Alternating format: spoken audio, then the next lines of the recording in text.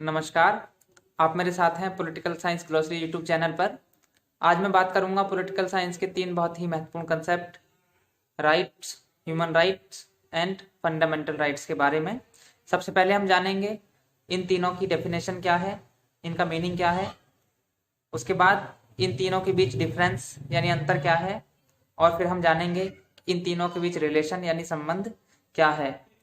आम बोलचाल की भाषा में कई बार हम इन तीनों शब्दों का एक दूसरे के स्थान पर प्रयोग करते रहते हैं, लेकिन जब हम as a student of political science और लॉ बात करते हैं तब इन तीनों के बीच जो कंसेप्चुअल डिफरेंस है, जो अवधारणात्मक अंतर है, उसको समझना बहुत जरूरी हो जाता है। तो सबसे पहले हम इसकी परिभाषा की तरफ बढ़ते हैं।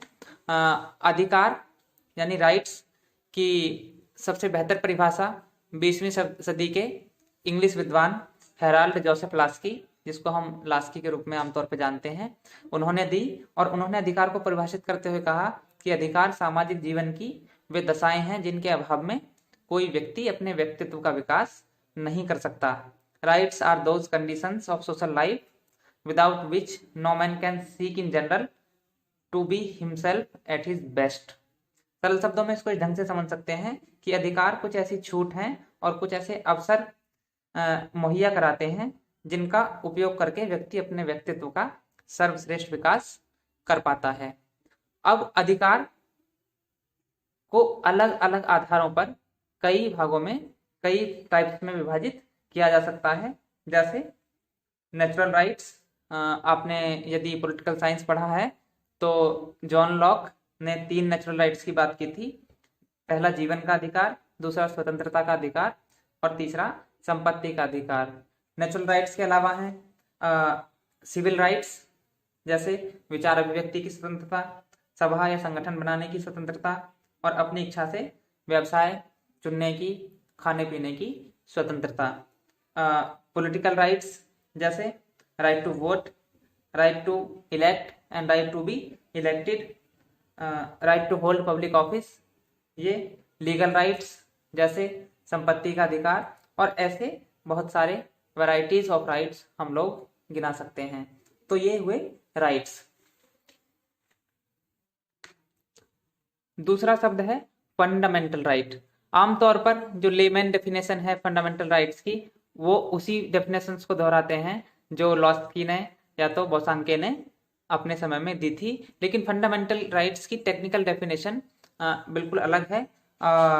टेक्निकली अगर हम फंडामेंटल राइट्स को डिफाइन करें तो मौलिक अधिकार वे अधिकार होते हैं जिनको किसी देश की मूल विधि, fundamental law of the land में स्थान दिया जाता है, उनको देश की मूल विधि में लिपिबद्ध किया जाता है, या जिनका उल्लेख किसी देश की मूल विधि अर्थात संविधान में किया जाता है।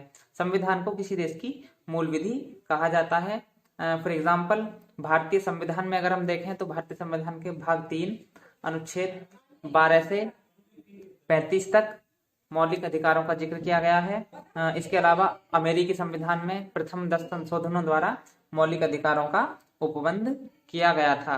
तो अब हम ये जान पाए कि जो राइट्स की डेफिनेशन है वो अलग है, जो फंडामेंटल राइट्स की डेफिनेशन है वो अलग है। हम जानते हैं कि शुरुआत में भारतीय संविधान में 7 मौलिक अधिकारों की व्यवस्था की गई थी, लेकिन बाद में संपत्ति के अधिकार को 44वें संविधान संशोधन द्वारा हटा दिया गया और अब उसको भारतीय संविधान के ही अनुच्छेद 300A या 300 क में एक कानूनी अधिकार के रूप में दर्जा दिया गया है। तीसरा शब्द है मानव अधिकार, ह्यूमन राइट्स। ह्यूमन राइट्स आज के समय का एक बहुत ही प्रचलित शब्द है, बहुत ही लोकप्रिय कंसेप्ट भी है। तो ह्यूमन राइट्स की जब हम डेफिनेशन की बात करते हैं तो ये ऐसे अधिकार हैं जो किसी व्यक्ति को मानव परिवार का सदस्य होने के नाते ही मिल जाते हैं, और ये अधिकार मानवीय गरिमा, ह्यूमन डिग्निटी के साथ अभिन्न अविच्छिन्न रूप से संबद्ध हैं, जुड़े हुए हैं। हम ये जानते हैं कि संयुक्त राष्ट्र के गठन के पश्चात एलेनोर रूजवेल्ट की अध्यक्षता में एक समिति गठित की गई थी जिसने मानव अधिकारों का चार्टर तैयार किया था, और उस चार्टर को, जिसमें 30 अनुच्छेद हैं, संयुक्त राष्ट्र संघ की महासभा ने 10 दिसंबर 1948 को उसकी सार्वलौकिक घोषणा की थी, जिसको हम UDHR universal declaration of human rights के रूप में जानते हैं। तो अब इन तीनों के मध्य जो संबंध है या तीनों के मध्य जो अंतर है उसको इस फॉर्मूले से हम लोग जानने की कोशिश करेंगे। आप देख पा रहे होंगे एक ये 3 लेयर वाला गोला है। सबसे पहला सबसे छोटा सर्किल है वो है फंडामेंटल राइट्स, मौलिक अधिकार। उसके बाद एक बड़ा सर्किल है वह है मानवाधिकार, ह्यूमन राइट्स। और सबसे बड़ा सर्किल जो है वह है राइट्स यानी कि अधिकार। तो इसको हम इस ढंग से समझ सकते हैं कि जो राइट्स हैं, अधिकार है, वो एक बड़ा कंसेप्ट है, एक मेजर कंसेप्ट है। और ये जो दो बाकी टर्म्स हैं, ह्यूमन राइट्स या फंडामेंटल राइट्स, ये टाइप्स ऑफ राइट्स हैं, ये अधिकारों के प्रकार हैं। तो यानी कि हम इसको इस ढंग से भी समझेंगे कि जो मानवाधिकार है और मौलिक अधिकार हैं वो दोनों अधिकार के ही अंतर्गत आते हैं। तो अधिकार हुआ एक बड़ा कंसेप्ट, एक मेजर कंसेप्ट, और मानवाधिकार और मौलिक अधिकार हुए उसके दो सब टाइप्स, उसके उप प्रकार। उसके बाद आता है मानवाधिकार। तो मानवाधिकार फंडामेंटल राइट्स से बड़ा कंसेप्ट है। मैंने बताया था कि ऐसे अधिकार जो व्यक्ति को मानव परिवार का सदस्य होने के नाते ही प्राप्त हो जाते हैं। उसके लिए आवश्यक नहीं है कि वो किसी देश का नागरिक हो, उसके लिए आवश्यक नहीं है वो किसी शासन के अधीन रहता हो, उसके लिए किसी देश की नागरिकता आवश्यक नहीं है। वह केवल और केवल उस व्यक्ति को मिल जाते हैं जो मानव परिवार में जन्म ले लेता है, उसका सदस्य बनता है। तो मानव अधिकार फंडामेंटल राइट्स से बड़ा कंसेप्ट है और फंडामेंटल राइट्स एक छोटा कंसेप्ट है, यानी कि कुछ चुनिंदा अधिकारों को ही मौलिक अधिकारों की श्रेणी में रखा जाता है। Because mayor incorporation of fundamental rights in the constitution is a declaration that these certain rights are inviolable and enforceable। महज संविधान में इंक्लूड कर देना ही कुछ अधिकारों को इस बात की घोषणा होती है, इस बात का उद्घोष होता है कि वो जो अधिकार हैं वह अनुल्लंघनीय है, उनका उल्लंघन नहीं किया जा सकता और वो प्रवर्तनीय है, इन्फोर्सेबल हैं। तो ऐसे कुछ चुनिंदा अधिकारी होते हैं जिनको फंडामेंटल राइट्स के रूप में संविधान में रखा जाता है। तो सब जो मौलिक अधिकार हैं वो अधिकार के अंतर्गत ही आते हैं।